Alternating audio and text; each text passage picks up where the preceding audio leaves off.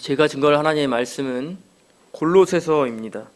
골로새서 1장 15절에서 23절까지 보겠습니다. 골로새서 1장 15절에서 23절입니다. 신약성경 325페이지에 있습니다. 신약성경 325페이지 골로새서 1장 15절에서 23절까지 제가 봉독하도록 하겠습니다. 제가 봉독하겠습니다. 15절입니다. 그는 보이지 아니하는 하나님의 형상이시요 모든 피조물보다 먼저 나신 이시니 만물이 그에게서 창조되되 하늘과 땅에서 보이는 것들과 보이지 않는 것들과 혹은 왕권들이나 주권들이나 통치자들이나 권세들이나 만물이 다 그로 말미암고 그를 위하여 창조되었고 또한 그가 만물보다 먼저 계시고 만물이 그 안에 함께 섰느니라. 그는 몸인 교회의 머리시라. 그가 근본이시요 죽은 자들 가운데서 먼저 나신 이시니 이는 친히 만물의 으뜸이 되려 하심이요 아버지께서는 모든 충만으로 예수 안에 거하게 하시고 그의 십자가의 피로 화평을 이루사 만물 곧 땅에 있는 것들이나 하늘에 있는 것들이 그로 말미암아 자기와 화목하게 되기를 기뻐하심이라. 전에 악한 행실로 멀리 떠나 마음으로 원수가 되었던 너희를 이제는 그의 육체의 죽음으로 말미암아 화목하게 하사 너희를 거룩하고 흠없고 책망할 것이 없는 자로 그 앞에 세우고자 하셨으니 만일 너희가 믿음에 거하고 터 위에 굳게 서서 너희 들은 바 복음의 소망에서 흔들리지 아니하면 그리하리라. 이 복음은 천하 만민에게 전파된 바요 나 바울은 이 복음의 일꾼이 되었노라. 아멘. 오늘 본문의 제목은 모든 것에 으뜸이 되시는 분이란 제목으로 하나님의 말씀을 같이 증거하고자 합니다. 모든 것에 으뜸이 되시는 분. 오늘은 예수님에 대해서, 예수님의 정체에 대해서 좀 우리가 같이 살펴볼 텐데 사실은 어떤 은혜적인 측면보다는 좀 딱딱한 부분들이 참 많이 있습니다. 예. 그럼에도 불구하고 우리가 이 시간에 예수님을 조금 더 깊이 생각하는 시간이 같이 되었으면 좋겠습니다. 우리가 예수님을 많이 깨닫는 만큼 그만큼 더 많은 은혜를 받습니다. 그래서 예수님을 우리가 다 깨달을 수가 없죠. 아무리 지혜로워도 그 예수님을 다 알 수가 없습니다. 아주 극히 일부분만 우리가 알 수 있는데 그럼에도 불구하고 우리가 깨달으면 깨달을수록 그 은혜는 정말 풍성하게 넘친다라는 것을 여러분들이 생각하시고 오늘 같이 함께 말씀을 보면 좋지 않겠나 이런 생각을 해봅니다. 모든 것에 으뜸이 되신다 라고 하셨는데 라고 제가 했는데요. 그 제목을 이렇게 붙였는데요. 으뜸이다라는 것은 많은 것 가운데 가장 뛰어난 것이 으뜸입니다. 또 가장 첫째가 되는 것이 으뜸이에요. 또 근본이 되는 것이 으뜸이고 또 기본이 되는 것이 으뜸입니다. 오늘 그 본문에서 사도 바울은 이 골로새 교회의 성도들에게 예수님과 피조물의 관계, 예수님과 피조물의 관계를 들어서 예수님이 어떠한 분이신가 이것을 증거하고 있습니다. 지금 제목과 연결시켜 보면 예수님은 피조물과 관계를 맺을 때에 또 그 상하 관계를 볼 때에 으뜸이다 라고 지금 사도 바울이 주장하고 있는 것입니다. 사실은 교회는 그리스도를 믿는 사람들이 모이는 무리잖아요. 그런데 그럼에도 불구하고 예수님의 정체성, 예수님의 정체, 그 정체가 무엇인가를 사도 바울이 골로새 교인들에게 말하고 있다라는 것은 이 골로새 교회 안에 그리스도의 어떤 그리스도를 위협하는 이단적인 요소들이 있었기 때문입니다. 여기 2장 8절 골로새서 2장 8절에 보면 이렇게 나와 있습니다. 누가 철학과 헛된 속임수로 너희를 사로잡을까 주의하라. 이것은 사람의 전통과 세상의 초등학문을 따름이요 그리스도를 따름이 아니니라. 이렇게 말하고 있습니다. 어떠한 이단들이 있었냐면 철학과 헛된 속임수와 같은 그 이단들이 있었습니다. 이런 이단들이 이단이라기보다는 이단적인 요소죠. 어떤 사상이나 개념이니까. 그런데 이런 것들이 세상적으로는 어떤 문제가 되지는 않는 것 같습니다. 왜냐하면 이 철학과 헛된 속임수가 사람의 전통과 세상이 초든 학문을 따른다라고 이 골로새서 2장 8절에서 기록을 하고 있기 때문이에요. 그러니까 세상적으로 볼 때는 이 철학이라는 것과 이 헛된 속임수라는 것이 유익할지 모르지만 교회에서는 치명적입니다. 치명적인 위협을 준다라는 것입니다. 왜냐하면 2장 8절의 하반절에 보면 이렇게 나와 있죠. 그리스도를 따름이 아니니라. 교회라는 곳은 그리스도를 따라가는 곳입니다. 그리스도를 본받아 생활하는 곳입니다. 그런데 이 철학과 헛된 속임수라는 것이 그리스도를 따르는 것을 방해한다는 것입니다. 그것이 이제 큰 문제가 되는 것이죠. 이러한 철학과 헛된 속임수가 무엇을 유발시키냐면 골로새서 2장 17절에 보니까 거짓 겸손과 천사 숭배를 이제 유발한다 이렇게 나와요. 거짓 겸손과 천사 숭배. 천사는 우리와 같은 피조물이죠. 우리가 창조할 대상이 아니고 우리를 지켜주긴 하죠. 왜냐하면 예수님께서 천사를 보내서 우리를 지켜주게끔 명령을 하셨기 때문에. 그렇지만 결코 숭배의 대상은 아닙니다. 또 어떤 문제들이 있냐면 구약의 의식법으로 다시금 돌아가게 하는 치명적인 문제를 가져옵니다. 여기 골로새서 2장 20절을 보면요. 골로새서 2장 20절에 보면 너희가 세상의 초등학문에서 그리스도와 함께 죽었거든 어찌하여 세상에 사는 것과 같이 규례에 순종하느냐 이렇게 말하고 있습니다. 이 규례는 의식법이에요. 이미 그리스도로부터 자유로워졌습니다. 물론 모든 율법에서 자유로워진 건 아니죠. 의식법이 폐해졌고 또 시민법도 폐해졌습니다. 도덕법은 남아있죠.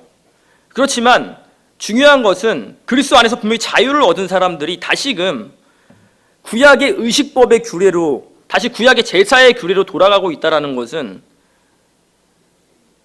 조금 지나치게 표현하면 그리스도의 십자가와 부활을 무시하는 것과 다름이 없는 것입니다. 왜냐하면 더 이상 양잡아 소잡아 지내는 이 제사라는 것은 필요가 없게 됐습니다. 더 이상 율법을 지킴으로는 물론 더 이상은 아니죠. 왜냐하면 구약이든 신약이든 율법을 지킴으로 구원받을 수 있는 사람은 단 한 사람도 없었기 때문이죠. 예수님을 믿음으로만 구원을 받을 수 있는데 이러한 율법주의적인 요소, 유대적인 요소들이 어떠한 문제를 야기시켰냐면 과연 믿음으로만 구원을 받을 수 있느냐라는 구원론적인 문제를 야기시켰고요. 또 더 나아가서 혹시 그 예수님이 과연 메시아가 맞는가? 과연 그 예수님이 하나님의 아들이 맞는가? 하나님이신가?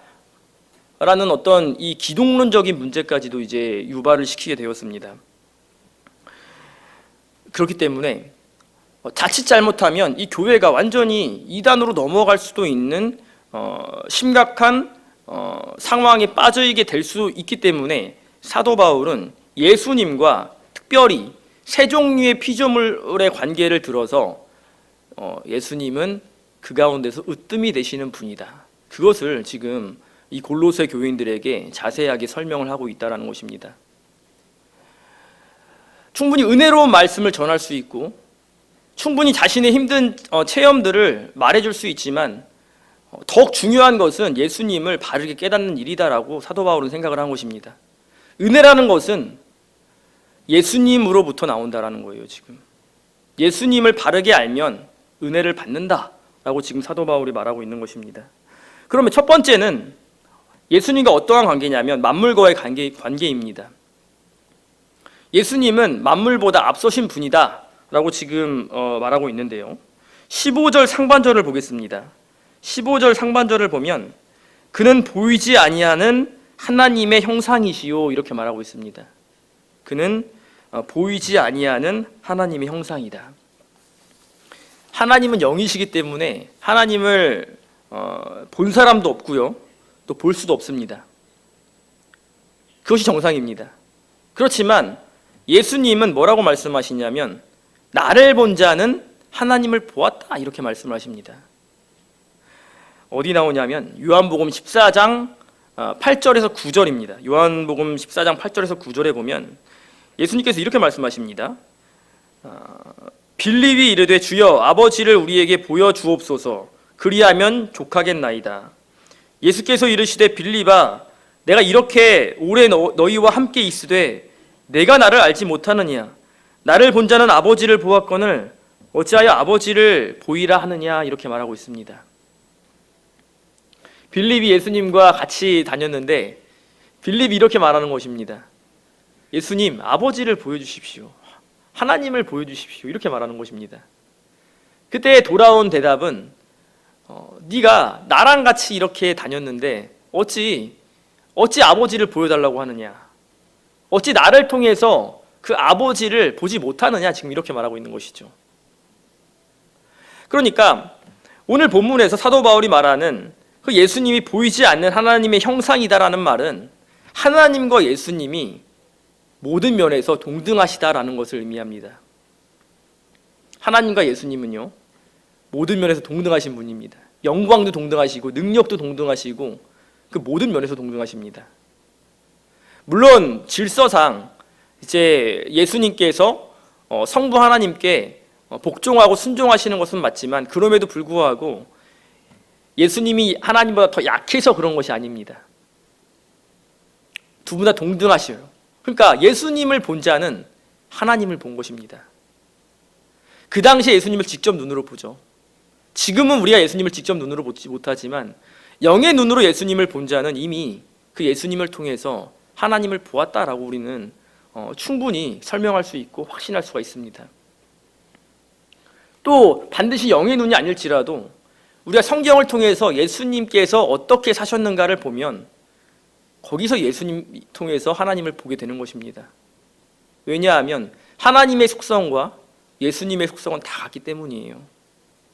예수님이 사람의 몸을 입고 오셨지만 그럼에도 불구하고 그 신성면에서 전혀 변질되거나 약화되지 않았습니다. 그러니까 보이지 않는 하나님의 형상이다라는 것은 하나님과 예수님이 동등하신 분이다라는 것을 우리가 알아야 됩니다. 그러면서 사도 바울이 또 뭐라고 말하냐면 모든 피조물보다 먼저 나신 이시다 이렇게 말하고 있습니다. 모든 피조물보다 먼저 나셨다. 이 구절에서 많은 이단들이 생겨나게 됩니다. 이 구절을 자칫 잘못 해석을 하게 되면 예수님을 우리가 오해할 수가 있습니다. 여기 모든 피조물보다 먼저 나셨다라고 한다면 예수님이 혹시 피조물 중에서 가장 최초로 만들어진 인간이 아닐까 이런 생각을 할 수가 있다는 거죠. 또 그러한 이단들이 많이 속출했습니다. 우리가 아는 이단 가운데서 여호와의 증인이 그렇습니다. 여호와의 증인 여호와만 믿어요. 예수님은 그 신으로 안 믿습니다. 여호와의 증인들은 예수님을 하나님께서 가장 첫 번째로 창조한 사람으로 믿습니다. 그 대표적인 이단이에요. 그러나 우리는 그렇게 해석하지 않습니다. 그것은 잘못된 것입니다. 완전히 잘못된 것이죠. 그러면 이 15절 하반절의 말씀을 어떻게 이해해야 되냐면 우리는 18절 말씀과 연결시켜서 이걸 해석해야 돼요. 그래야 안전합니다. 그 18절에 보면 중반절에 보면 이렇게 나와 있어요. 죽은 자들 가운데서 먼저 나신 이시니 죽은 자들 가운데서 먼저 나셨다. 예수님께서 피조물보다 먼저 나셨다라는 것은 피조물 중에서 가장 먼저 창조됐다라는 것이 아니고 부활의 첫 열매가 되셨다라는 겁니다. 그러니까 15절을 어떻게 해석해야 되냐면, 그는 보이지 아니하신 하나님의 형상이시요 모든 피조물보다 먼저 나신 이시니라는 것은 예수님께서 성육신하셨지만 3일 만에 부활하셔서 부활의 첫 열매가 되셨다라는 것입니다. 사도 바울이 그걸 말하고 있습니다. 그것이 이제 16절에 가면 훨씬 더 자세하게 나옵니다. 그 예수님이 피조물이 아니다라는 사실이 16절에 아주 강력하게 이제 기록이 되어 있는데요. 16절을 보면요, 만물이 그에게서 창조되되 하늘과 땅에서 보이는 것들과 보이지 않는 것들과 혹은 왕권들이나 주권들이나 통치자들이나 권세들이나 만물이 다 그로 말미암고 그를 위하여 창조되었고, 이렇게 말하고 있습니다. 피조물이 세상을 창조할 수는 없죠. 그건 있을 수 없는 일입니다. 예수님은 어떤 분이시냐면 만물을 창조하신 분이에요. 근데 그 만물이라는 것이 우리가 단순히 알고 있는 눈으로 보여지는 만물들이 아닙니다. 사람이나 나무나 뭐 동물이나 이런 것들만 말하는 것이 아니고 보이지 않는 것들도 있죠. 이 세상 피조물에는 바람도 있고 또 뭐 공기도 있죠. 그런데 이 세상 만물뿐만 아니고 영적인 세계, 천사의 세계, 뭐 귀신의 세계들, 이런, 왜냐하면 천사가 이제 타락을 해서 이제 그 마귀가 된 것이니까 그 모든 세계, 영적인 세계와 물질적인 모든 세계를 창조하신 분이 예수님이다라고 지금 사도 바울이 골로새 교인들에게 말하고 있습니다. 예수님께서 2000년 전에 연약한 모습으로 이 땅에 오셨지만 그 예수님은 이 땅을 창조하신 분이다라는 거예요. 여기서는 지금 16절에 보니까, 하반절에 보니까 그로 말미암고 그를 위하여 창조되었다, 이렇게 말합니다. 그로 말미암고 또 그를 위하여 창조되었다. 사실 원어 성경에는 세 가지가 나와요. 그 안에서, 이런 표현이 나옵니다. 그 안에서 창조되었고, 또 그로 말미암아 창조되었고, 또 그를 위하여 창조되었다, 이렇게 표현됩니다. 다른 성경에도 그렇게 잘 번역을 했어요. 예. 그러니까 만물이 예수님 안에서 창조되었고요, 예수님으로 말미암아 창조되었고, 예수님을 위하여 창조되었다는 것은 그 만물의 중심이 예수님이라는 사실입니다. 만물의 주인이 예수님이고, 만물의 창조자가 예수님이고, 만물의 주인공이 바로 예수님입니다. 그러니까 예수님 안에 있지 않는 만물은 무가치합니다. 예수님 자체가 생명이거든요. 그 예수님 밖에 있으면 죽음이 있는 거죠. 예수님 안에 있어야 되고, 또 예수님을 말미암아 세상이 창조되었다는 것은 예수님의 통치를 받는다는 것입니다. 만물은 예수님의 통치를 받습니다. 모든 만물이 예수님의 통치를 받아요. 그렇기 때문에 세상이 돌아가는 것입니다. 우리가 뭐 우주에 대해서 자연적인 이런 뭐 그 전문 분야를 공부하지 않았지만, 그럼에도 불구하고 우리가 그래도 조금 들었던 것이 있다면, 이 우주라는 것이 한 끗 차이로 진짜 무너질 수도 있는 것인데, 그것이 균형 있게 돌아간다라는 것은 누군가 분명히 그것을 붙들고 있다라는 거거든요. 누군가 만물을 창조하고 그것을 붙들고 있습니다. 그분이 예수님이라는 사실이에요.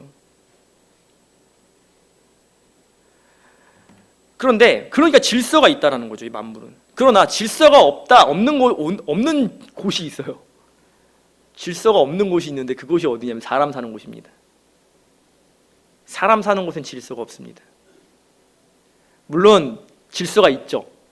법이라는 질서가 있지만 그 법이라는 것이 이 성경에 입각해서 세워진 법이 아니기 때문에 거기에는 무질서가 굉장히 많습니다. 확실히 보시기 바랍니다. 세상을 보십시오. 세상이 질서가 있는 것처럼 보여집니까? 무언가를 비판하는 것이 아닙니다. 질서가 있음에도 불구하고 범죄가 많이 일어나지요. 여러 가지 범죄가 일어납니다. 누군 자살을 하지요. 또 말도 안 되는 일반적인 생각으로는 상상도 할 수 없는 이런 범죄들도 참 많이 일어나고요. 또 부정부패도 많이 일어납니다. 법이 존재함에도 불구하고 모든 것들이 법대로 가지 않는 이유는 그리스도의 통치를 받지 않기 때문입니다. 만물은 반드시 그리스도의 통치를 받아야 돼요. 또 그리스도로 인하여 이제 그리스도를 위해서 창조돼요. 그러니까 모든 일을 할 때는 그리스도를 위해서 해야 된다는 것입니다. 세상이 창조된 이유는 그리스도를 위함입니다. 우리가 창조함 받은 이유는 그 예수님을 영화롭게 하라고 창조되었습니다. 근데 우리가 그 예수님을 영화롭게 하지 않고 세상 사는 데만 바쁘면 그것은 하나님이 슬퍼하시는 일이 되는 것입니다. 물론 믿지 않는 사람들은 뭐 상관없습니다. 무질서 하든지 뭐 어떻게 살든지 상관없지만 믿는 우리는 여전히 주님의 은혜 가운데 있기 때문에 그 은혜를 벗어나면 안 된다라는 겁니다. 우리는 반드시 그 예수님을 날마다 생각해 볼 필요가 있습니다. 왜냐하면 그 예수님만이 우리를 붙드실 수 있는 분이시기 때문입니다. 세상살이가 얼마나 어렵습니까? 세상을 살할 때에 내 힘으로 살아가는 것처럼 보이지만 내 힘으로 안 되는 것처럼 보여지는 것들이 얼마나 많아요. 그런 가운데서 지켜주시는 분이 바로 예수님이라는 겁니다. 그 예수님을 잊어버리면 이제 큰일 나는 거죠. 이제 큰일 나게 되죠. 그래서 17절에 보면 이렇게 나와 있습니다. 또한 그가 만물보다 먼저 계시고 만물이 그 안에 함께 섰느니라. 그분이 만물을 붙잡아 주셔요.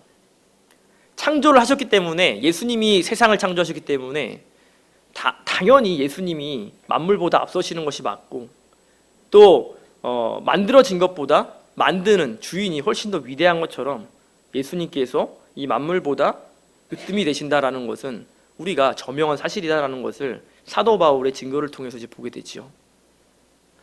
두 번째, 예수님과 비교가 되는 것은 무엇이냐면, 비교가 되는 것이 아니고 관계를 맺는 것은 무엇이냐면 교회입니다. 여기 18절에 보면 이렇게 나와 있습니다. 그는 몸인 교회의 머리이시라. 그는 교회의 머리다, 이렇게 말하고 있습니다. 교회의 머리다라는 것은 우리에게 두 가지 의미를 주어요. 첫 번째는 결합입니다. 결합. 머리와 몸은요, 뗄 수가 없습니다. 떼어지면 이제 죽지요. 예수님과 교회는요, 머리와 몸의 관계라는 거예요. 그러니까 뗄래야 뗄 수가 없는 관계가 예수님과 교회의 관계입니다. 그러니까 세상의 이단이 아닌 모든 기성교회는, 교회의 머리는 예수님이 됩니다.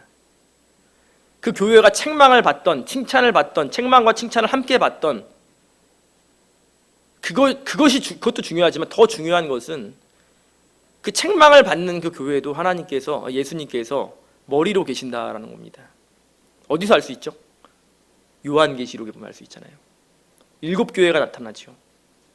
거기에는 책망을 받는 교회도 있고 칭찬을 받는 교회도 있습니다. 또 두 가지를 같이 겸해서 받는 교회도 있죠. 그러나 책망만 받는다고 해서 예수님께서 미워하시냐? 그것은 아닙니다. 예수님께서 칭찬만 해주신다고 해서 사랑하시는 것은 아닙니다. 칭찬을 해주시는 이유는 계속적으로 그것을 유지하면서 가라 라는 의미가 담겨 있는 것이고, 책망을 하신다는 것은 그 악에서 돌아오라라는 거죠.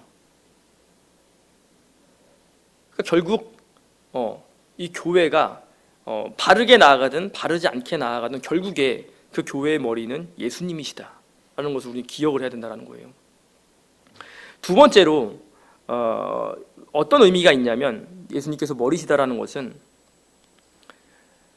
그 기능이 명확하다라는 거예요. 머리와 몸의 기능이 명확하잖아요. 머리는 몸을 지시합니다. 머리는 몸을 인도합니다. 그러니까 머리에서 어떤 인식을 갖고 뭔가를 몸에게 전달하면 몸이 그렇게 움직입니다. 길을 걷다가도 앞에 전봇대가 있어요. 그럼 머리에서 전봇대가 있으니까 옆으로 가라 이렇게 인식을 하게 되면 몸은 그렇게 피해서 가게 됩니다. 그러니까 예수님과 교회의 이 기능적인 역할이 명확하다는 거죠. 예수님은 인도하시는 분이시고 명령하시는 분이시고 보호하시는 분입니다. 교회는 그 예수님의 인도와 보호와 그 지시하심을 따라가면 됩니다. 그러나 그 순서가 뒤바뀌어 버리면 그때 이제 문제가 발생하는 거죠. 몸인데 몸이 머리의 위치로 가려고 하면 이제 그게 문제가 되는 것입니다. 그렇게 되면 안 된다라는 거죠. 그러면 그 예수님이 왜 교회의 머리가 되실 수 있는가? 왜 머리이실 수 있는가? 그것이 그 16절 18절이죠. 18절 그 다음 절부터 나와 있는데요. 18절부터 제가 읽어보겠습니다. 그는 몸인 교회의 머리시라. 그가 근본이시요 죽은 자들 가운데서 먼저 나신 이시니 이는 친히 만물의 으뜸이 되려 하심이요 아버지께서는 모든 충만으로 예수 안에 거하게 하시고 그의 십자가의 피로 화평을 이루사 만물 곧 땅에 있는 것들이나 하늘에 있는 것들이 그로 말미암아 자기와 화목하게 되기를 기뻐하심이라 이렇게 말하고 있습니다. 예수님이 교회의 머리가 되실 수 있는 이유는 예수님께서 교회를 위해서 희생과 헌신을 하셨기 때문입니다. 우리는 원래 하나님과 교회라는 것은 우리가 교회잖아요. 사실은 우리가 다 성전입니다. 한 명 한 명이 성전인데 그 성전이 모여서 이제 에클레시아가 되는 거죠. 왜냐하면 그 교회 공동체라고 하니까 우리가 구약 시대는 이스라엘 공동체가 있었듯이. 그런데 하나님과 우리의 관계가 교회의 관계가 사실은 화목을 이룰 수가 없었죠. 아담의 범죄 때문에. 왜냐하면 그 죄가 유전이 됐고 그 유전된 죄는 우리가 하나님을 모르고 멀리 떠나서 하나님을 섬기는 일은 전혀 하지 못하고 오히려 나 자신을 위해서 이기적으로 사는 이런 일들만을 감행하게 만들었죠.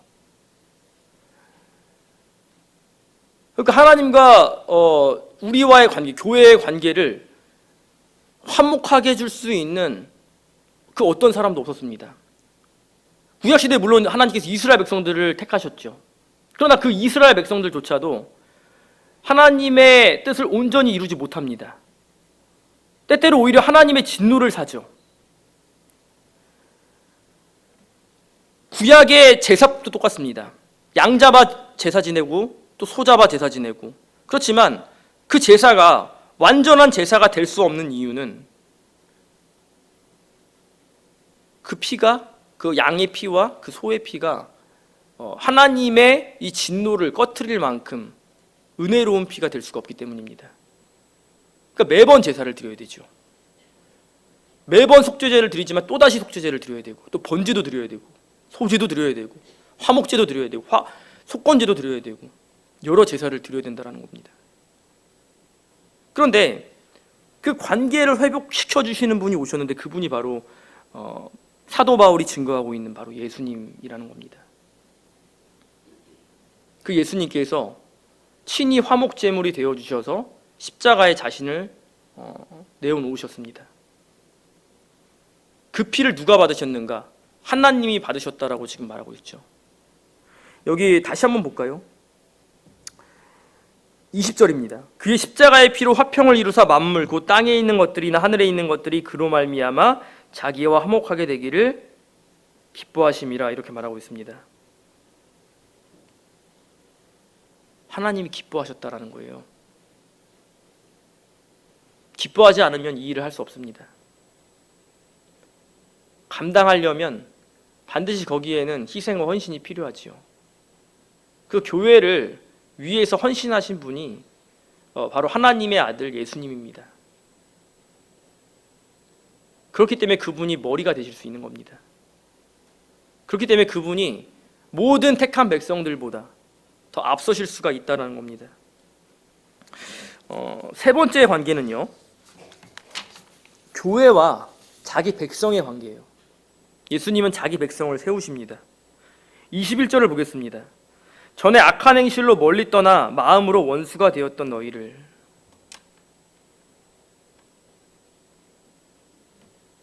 예수님은 단순히 공동체, 택한 백성들을 위해서만 십자가를 지신 것이 아니고 좀 더 구체적으로 우리를 위해서, 나를 위해서 십자가에서 죽으십니다. 그분이 바로 예수님입니다. 전에는요, 우리가 하나님과 멀리 떠났다라고 얘기하고 있습니다. 멀리 떠났다라는 것은 단순히 멀어져 있는 것이 아니에요. 단순히 미국처럼 멀리 있는 것이 아니고, 그 멀리 있는 관계는 어떤 관계냐면 원수의 관계입니다. 여기 나와 있죠. 21절에 멀리 떠나 마음으로 원수가 되었던 너희를. 원수였어요. 원수처럼 지냈어요. 하나님과, 예수님과, 하나님과죠. 성부 하나님과. 그 원수였던 우리였기 때문에 우리는 마음으로 계속적으로 원수의 행동을 하는 거죠. 그것이 하나님 보실 때는 악한 행위가 나오는 것입니다. 전에 악한 행실이라고 말하죠. 아무리 도덕적으로 살지런정 그것이 주님을 위한 길이 아니고, 주님을 위한 것이 아니면 그것은 하나님이 보시기에 악한 것입니다. 좀 더 지나치지 않지만 좀 더 명확하게 말하면, 아무리 내가 누군가를 도와주고 아무리 내가 선을 많이 베풀어도 내가 그리스도를 믿지 않고 있다면 그 모든 행실이 우리가 볼 때는 선한 행실이다라고 말할 수 있지만, 세상적으로는 하나님이 보실 때는 그것이 악한 행실인 겁니다. 악한 행실인 거예요. 그렇기 때문에 우리는 어떤 사람들인가? 여기 22절에 보면, 이제는 그의 육체의 죽음으로 말미암아 화목하게 하사 너희를 거룩하고 흠없고 책망할 것이 없는 자로 그 앞에 세우고자 하셨으니라고 했죠. 그렇게 세우려고 십자가에 못 박혀 돌아가셨다는 것은 우리가 원래는 거룩하지 않은 존재라는 거죠. 더러운 존재입니다. 원래는. 또 흠이 많습니다. 또 책망할 것이 너무나 많은 존재입니다. 하나님이 보실 때. 근데 그러한 우리들을 거룩하고 흠없고 책망할 것이 없는 자로 세우시기 위해서 십자가의 일을 감행하셨다라는 겁니다. 우리가 도대체 뭐길래, 내가 도대체 뭐길래 그 나를 위해서 이 만물을 창조하신 분이 십자가를 지셨는가? 이것은 정말 아무리 생각을 해도 이해가 되지 않는 부분입니다. 아무리 생각을 해도 이해가 되지 않는 부분이에요. 그것을 예수님이 하셨습니다. 그게 놀라운 사랑이지요. 근데 우리는 어떻습니까? 때때로 그 사랑을 베푸는 자리에서 참지 못할 때가 참 많이 있지 않습니까? 예수님의 사랑을 안다고 하면서 우리가 참지 못할 때가 많이 있다는 거예요. 예수님의 사랑을 증거하면서 아이들에게 전해주면서도 우린 때때로 어려운 자리에서 사랑을 베풀지 못할 때가 있습니다. 이것만큼은 못 참아, 이렇게 얘기할 때가 있죠. 근데 그거는 예수님이 참은 거에 비하면 아무것도 아니라는 거예요. 그것을 참는 자가 거룩하고 흠없고 책망할 것이 없는 자로 세워지게 되는 것입니다. 그러면서 23절입니다. 마지막 절에 보니까, 만일 너희가 믿음에 거하고 터 위에 굳게 서서 너희 들은 바 복음의 소망에서 흔들리지 아니하면 그리하리라. 성도가 필요한 것이 두 가지인데 그것이 믿음과 소망입니다. 믿음과 소망이 있어야지만 우리가 이 세상 가운데서 견고하고 흔들리지 않고 튼튼하게 자랄 수 있다라고 지금 사도 바울이 말합니다. 믿음이 없이는 하나님을 기쁘시게 할 수 없지요. 소망이 없이는 굳건한 믿음에 설 수가 없습니다. 히브리서 6장 19절에 보면, 우리가 이 소망을 가지고 있는 것은 영혼의 닭 같아서 튼튼하고 견고하여 휘장 안에 들어가나니, 이렇게 말하고 있습니다. 소망은 영혼의 닭과 같습니다. 배가 항구에 정박할 수 있는 이유는 닻이 그 밑에 내려져 있기 때문입니다. 그렇기 때문에 흔들릴 수는 있습니다. 흔들릴 수는 있지요. 닻이 아무리 탁 땅에 박혀 있어도 이 풍파 속에서는 흔들릴 수 있지만 그럼에도 불구하고 표류하진 않습니다. 떠내려가진 않습니다. 정박한 배는, 닻을 내린 배는 그곳에 있습니다. 이처럼 이 견고한 소망이라는 것, 견고한 믿음이라는 것이 그리스도 안에 뿌리 박혀 있는 사람은 이 세상이 아무리 풍파를 우리에게 줄지언정 우리가 흔들릴 수는 있지만 우리가 완전히 주저앉지는 않는다라는 것입니다. 그러면서 이제 사도 바울이 마지막으로 이렇게 얘기합니다. 이 복음은 천하 만민에게 전파된 바요 나 바울은 이 복음의 일꾼이 되었노라. 결론을 말씀드리기에는 시간이 많이 가서 한 가지만 딱 말씀드리겠습니다. 사도 바울은 이 예수님을 깨닫고 나서 복음의 일꾼이 되었습니다. 사도 바울은요, 이 은혜를 받고 나서 복음의 일꾼이 되었어요. 근데 그 복음이라는 것이 만방으로 전파되고 있다라고 말하고 있습니다. 이 세상에서 어떠한 일이 가장 귀한 일인지, 값진 일이, 가치 있는 일인지 우리가 깊이 있게 생각을 해봐야 됩니다. 특별히 올해가 가는 이 시점에서 12월 이제 둘째 주죠. 올해 표어가 예수님을 깊이 생각하라 하였습니다. 근데 우리가 얼마나 예수님을 깊이 생각해 보았는가 생각을 해보시고 부족했던 부분들을 회개하시고 또 묵은 때를 완전히 씻어냄으로 인해서 한 해를 잘 마무리하시는 우리 모든 성도님들이 되시기를 간절히 소망합니다. 기도하시겠습니다. 거룩하신 아버지 하나님, 은혜와 사랑을 진심으로 감사합니다. 예수님은 창조자시요 또 부활의 첫 열매시요 또 우리의 구원자시라는 것을 우리가 다시 한번 기억하는 저희들이 될 수 있도록 하나님 도와주시어서 우리가 이제는 예수님으로 살고 예수님 안에서 살고 예수님으로 말미암아 살고 예수님을 위해서 모든 삶을 살아내는 우리 성도님들 되어서 하나님께 다 칭찬받고 또 하나님께 영광을 돌려드리는 귀한 성도님들 또 우리 가락동부교회 될 수 있도록 도와주시기를 간절히 원하옵고 예수님의 이름으로 기도드리옵나이다. 아멘.